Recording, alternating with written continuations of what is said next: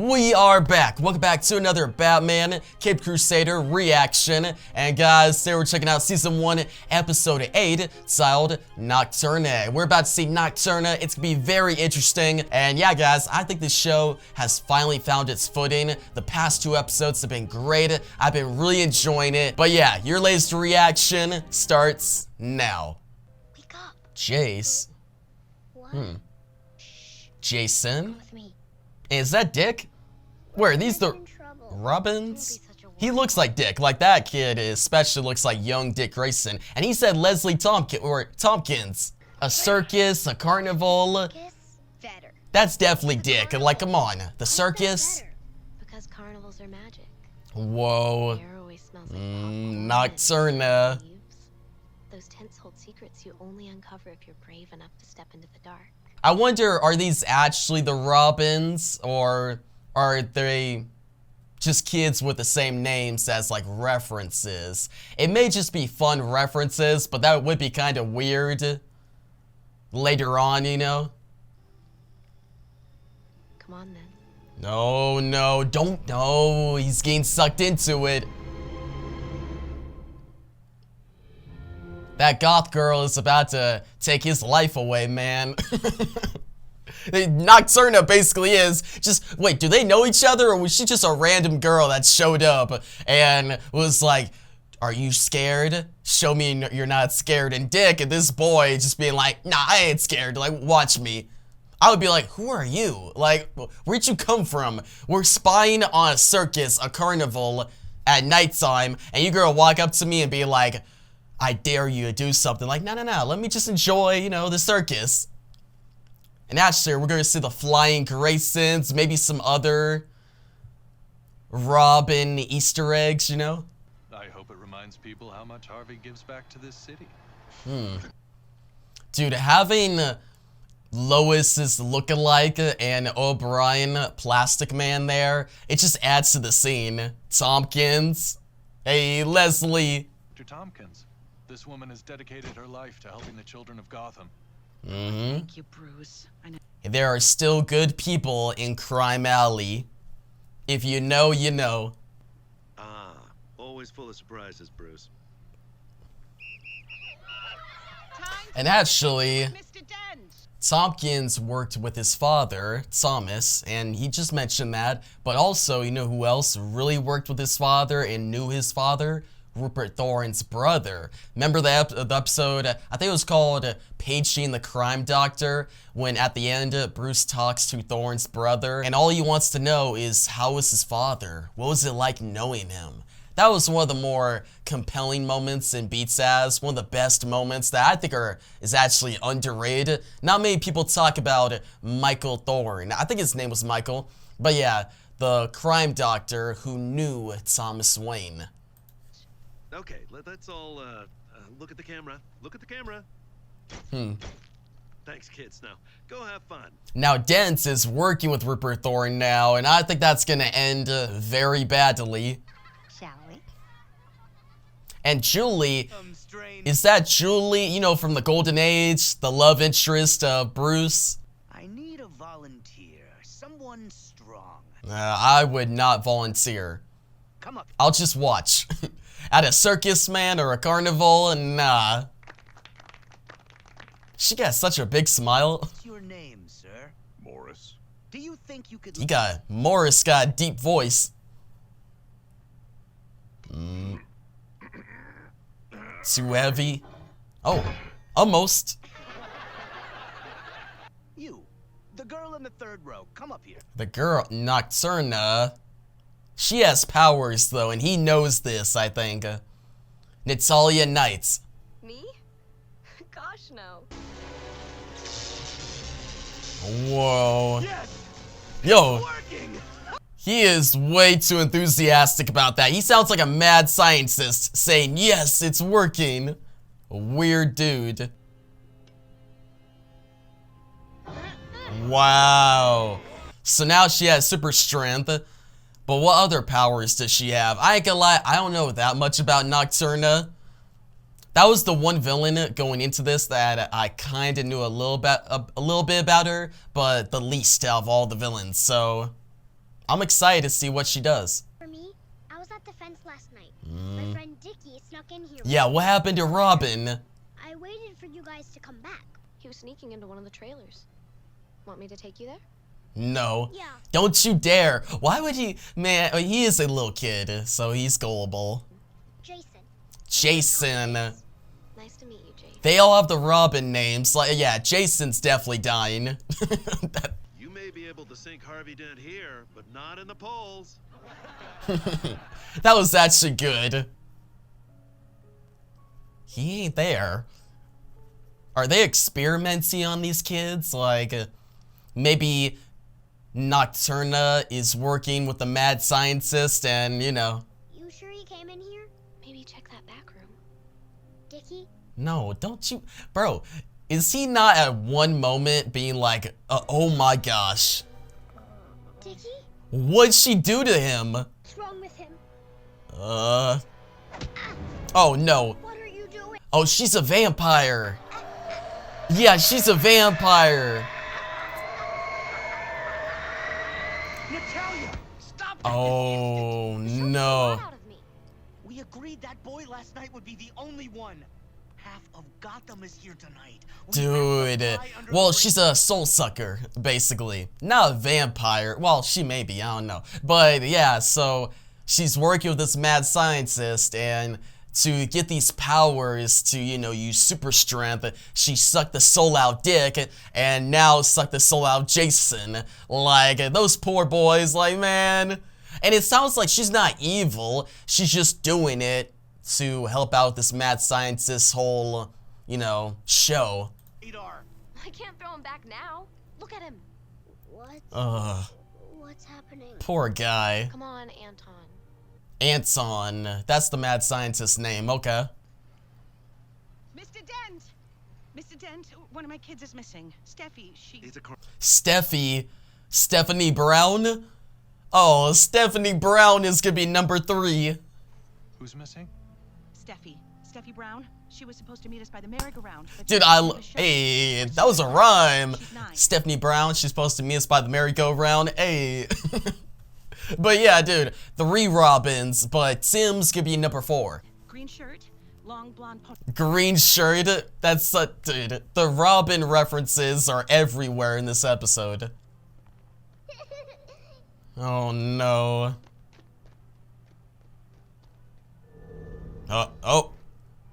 Steffi! Dude, the Hall of Mirrors thing is such a classic trope, but I never get tired of it. Steffi! Oh no, yep, she got her. Steffi! That's 3 kids down. Who are they? I'm Yeah. sorry, I'll pay for it. Have you seen 2 girls around here? One has They're really about to jump him? These circus people are about to jump Bruce. What are they doing? It don't seem like you're helping. Look that way to you, Waylon. Waylon? What? Killer Croc? Yo. damn creep.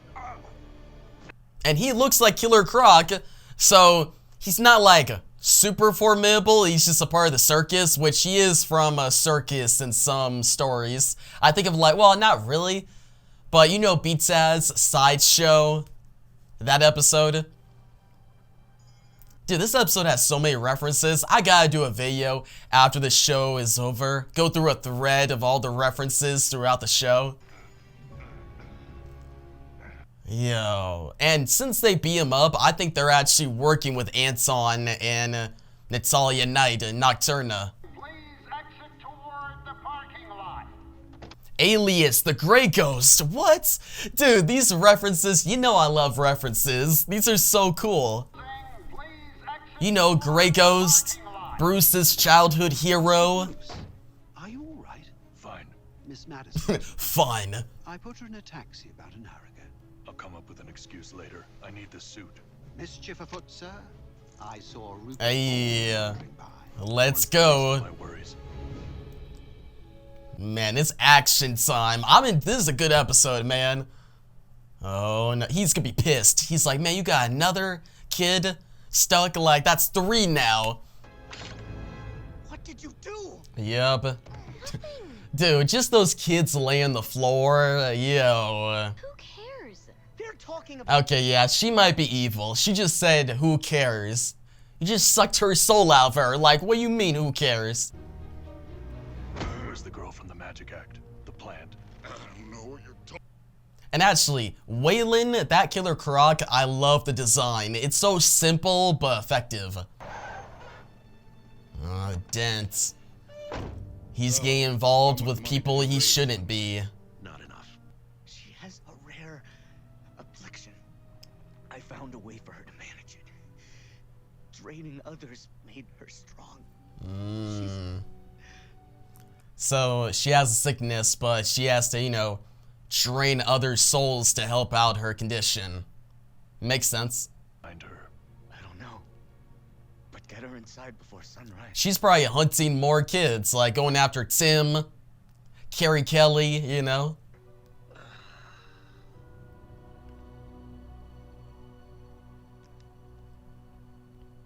I wonder if at the end of this episode, Batman will save Dick and maybe take in Dick Grayson as his Robin. There could be some setup there. Or not, we'll see. Not for me. Doc's really freaking out. I gotta go. Yeah, go. Everything grown-ups tell you to do. Don't buy into it, Carrie. Come on. Gonna get a night away from the orphanage. Let's have some fun. No. Oh, no. No.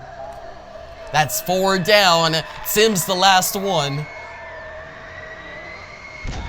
Hey, okay, she actually hit her. Shout out Carrie Kelly. Dude, that's actually dope. She was having her soul sucked out of her, and she still found the will to knee her in the chest. Let's go, Batman. Yo, this episode, this carnival episode, is really good. This might be the best episode yet. All the references, the pacing, the story. Yeah, she sees you. Oh. Oh, she's right behind her. Oh no.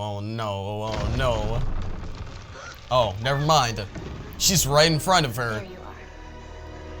Where's Batman? He's supposed to be on his way. Come on, no.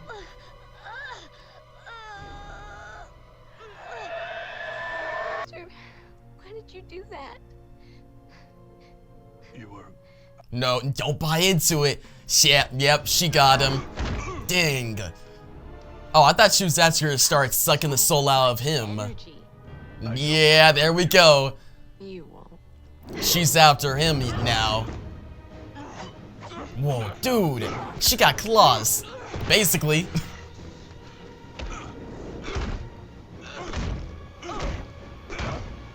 Dang. Let me help. Promised your brother. My brother will forgive me. He always does. No. Dude, hey, Carrie Kelly. Dude, that's cool. Bro, she Usopp, or Usopp, from One Piece, you know? Dead, Natalia. Shout out all my One Piece fans. What? Wait, Anton's dead? No. No, he's You're not. right. Batman's getting under his skin. Okay, I see what he's doing. Kill him, I couldn't.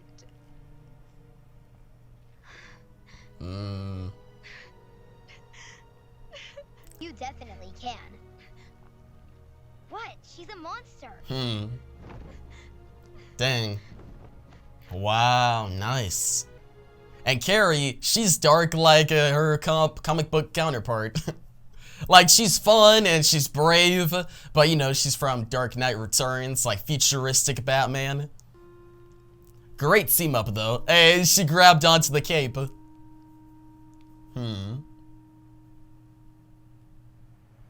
That was a really Pinned against a tree, right? deep scene. Line up my shot, and blam! Yes, if that's something is. Now is Bruce going to adopt one of them? Natalia. Robin? She's in the hospital's secure wing. The doctors are studying her condition. It's a strange case. I'll bet. Thank you for your help yesterday. All I did was get beat up by the bearded lady. Well, it's the thought that counts. Wait, does she not know that he's Batman? Leslie, she usually knows. Huh, that's different. And no Robin, okay, but we about to get Two-Face. Like, this ain't gonna go well. Oh, no, that's Tony. That's Tony. You're still behind in the polls. Think you can pull ahead in these final 24 hours? Yeah, I do. I'm feeling good. Have you seen the numbers recently? It's still anybody's race. He's about to get ambushed. Dude, you should have security by. He's too confident. I respect it. But here comes Tony Zuko. He's gonna throw acid into his face. No!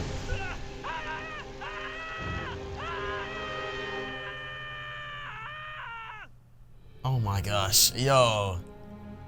Oh man, alright, here we go. So, episode 9, the penultimate episode, The Killer Inside Me. We're about to check out that one. It's gonna be a 2-part Two-Face finale. I'm hyped because, you know, the original Two-Face 2-parter in Beats Ass was one of the best storylines in that show. So, will Bruce Timm and company outdo themselves with this finale, the season finale? 2-part finale, we'll see. But before we get to that, this episode, best episode of the season yet. This show is actually really meeting its potential in the second half. Like, since episode 6, it's just been getting better and better. This episode, well-paced, good animation, and a very compelling story. I love the carnival, just the setting, and all the Robin references, Killer Croc, and yeah, I love the references, really good. Bruce and Batman, the difference between each of them is so good on this show. Like Bruce, his relationship with Leslie Tompkins, it was cool to see her. And then him getting beat up by Waylon, but then coming back as Batman to beat him up. And also, I feel like Batman, in the first half of the show, he was more of a brute and kind of a detective at times, but he was really silent and he didn't have a lot of lines, so I couldn't really tell if Hamish Linklater's like voice acting was on point. But now in the second half, Batman, he's been in more of the spotlight. This is actually his show, and I'm fine with having side characters, but now we're actually getting Batman in the spotlight. And it's been really cool. He's been having really good lines. Him in that one scene this episode, saving Carrie Kelly, and then actually sticking behind to help Nocturna, protecting her from the light because she's basically a vampire, and then walking off. That shows Batman's compassion. And that's something in the original Beats Ass show that is really compelling. Like, Batman, yeah, he's the world's greatest detective. Yeah, he could be a brute. Yeah, he is just, you know, the Dark Knight. But he also has a lot of compassion in the DCAU. Him staying next to Ace in Epilogue. Him saving a kid's life in the episode I Am the Knights, when he simply just saves this kid's life from a life of crime. Like that one scene when he shows up to stop the kid again at the end of the episode. I forgot the kid's name, but then the kid, he says to him, you probably do this all the time. You probably saved my life. And then Batman smiles. Like, Batman, he's in this endless battle, just like Gordon, to save Gotham. But it's not just his detective skills and not just, you know, his strength and him being a hero that is gonna save Gotham, but it's really his compassion. It's those little moments that shine through. That little moment, him carrying Nocturna and Carrie Kelly grabbing onto the cape, was so good. Probably the best moment in the entire episode. It was very memorable. And yeah, I think we're getting more memorable scenes now in these last few episodes, and definitely this one. And Carrie Kelly, she was awesome. She was a standout. Just her being brave and her like kneeing Nocturna in the chest as she was having her soul sucked out of her. Like, bro, that is bravery at its finest and will. And yeah, the Robin references, we didn't get Robin. Bruce didn't adopt any of them, but it was set up for the future. And Anton, him, I think he actually died. I thought Batman was tricking Nocturna, but no, it sounds like he died. That was a twist. And Nocturna in general, her being a kid that's basically a vampire and she needs to suck the souls out of other people to survive, and her morality starting to show at the end and her not actually wanting to do this but she needs to, was very compelling. It had me invested, and I think she might be the best villain in the show so far.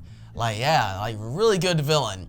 And yeah, this episode as a whole, I loved it. The setup with Rupert Thorne and Harvey Dent, you know, Harvey Dent sticking up as the White Knight. But even though he was the White Knight and even though he chose to do what's right, it kind of came back to haunt him really quickly too. Like in moments, just a few moments later, Tony Zuko? I think it's Tony Zuko, but Tony, he threw acid in Harvey's face just like the comics, and we're going to get Two-Face next episode.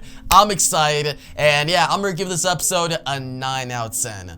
I think this episode was the first amazing one, and I will actually rewatch it over time. This is the one episode so far that I can for sure say that I will rewatch it. It was an amazing episode. It deserves its 9 out of 10, and I'm excited to see the show end on a high note in these final 2 episodes. But yeah, guys, DC Nation, tell me your thoughts on this episode down below. What would you rate from 1 to 10? What do you think about Nocturna? What do you think about all these references? And do you want a video where I go through like a thread of all the references on the show? If you let me know, I'll make the video. And yeah, thanks for watching and peace out.